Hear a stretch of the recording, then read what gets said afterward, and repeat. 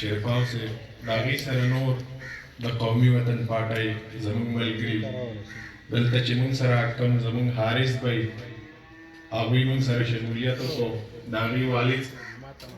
ناست د زیم وی سي هوارو عزتمندو مشرانو ځوانانو همزولو ټولو په جمع السلام علیکم د سلام نه پس زه حارث بھائی ته د هغې والد صاحب ته دې ټولو ته دا ډاډ ورکوم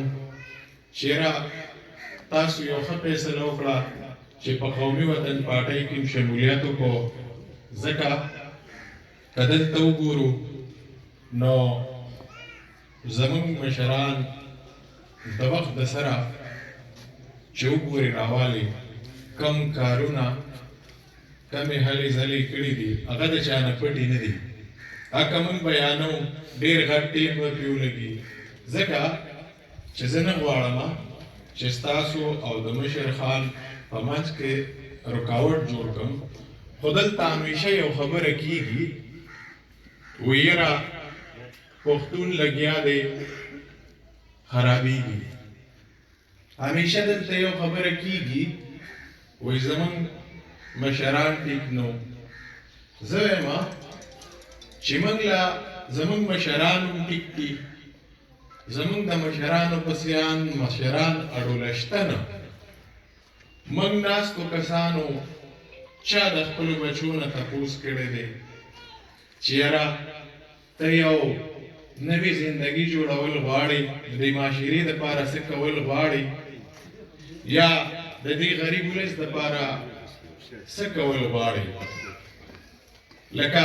موږ چې کله کور کینو موږ له پکار د زه ما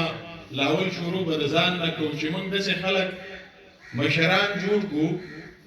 چې هغه کله راشي نو بیا موږ بېوسه شو چې څنګه نن مشران جوړ شوي دي نو کو ګورې همدې خلکو مشران جوړ کړه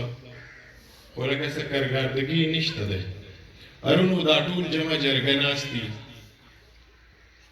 موږ دلته یو مقصد له راټول شوي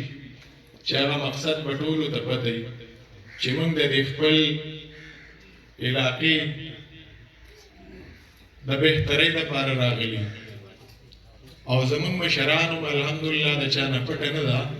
ځکه چې داسې مشران دي چې هغه یو مثالي دي حوصلې مه بایلئ انشاءالله وخت زموږ دی دې ټولو ناستو کسانو ته وایم چې وګرځئ جرګه شئ خپل بچو سره کښېنئ د خپلو ورونو سره کښېنئ کم از کم د خپل کور مشري څوک چاله نه ورکوي که موږ وګورو د دې ناستو کسانو د ټولو به که وګورې زموږ په شناختي کارت د شیرپاو نوم دی نو که چېرته یو ځای کې کښېنو زموږ پهچان دی چې ټولو سره جرګه مرکه وکړو کښېنو دې کې به څوک خفئ چې هغه خفګان هم ختم کړو ټول په دې یو د حیات محمد خان شریک په دې قافله کې شریک شو انشاءالله یو ځای کېږو به که نه کلک پودریږو که خیري زه سیاسي خبرې کول نه غواړم ځکه چې ډېرې وشولې خو د موجوده چې کوم ګورنمنټ کوم صورتحال دی یقین وکړئ ټول خفه دي خو زه خپل مشر ورور جناب سکندر حیات خان شیرپاو ته وایم او تاسو ټولو ورونو ته وایم چې کوم خلک بېروزګاره دي دیاړي دي دکانداران دي تاجران دلته کې که د نورې طبقې خلک دي نو انشاءالله مایوسه کېږئ مه زمون خان ته چې څوک کلم نوم اخلي هغه ته څه وایي بابای روزګار انشاءالله دا ټولې بدلې به د دې خلکو ناخلي که خیري کارونه به کېږي هر څه به کېږي انشاءالله حوصلې مه بایلئ که خیري را روان وخت ستاسو دی او بیا درته یو پېره وایم د دې ټولو ناستو ملګرو چې ډېره کوشش وکئ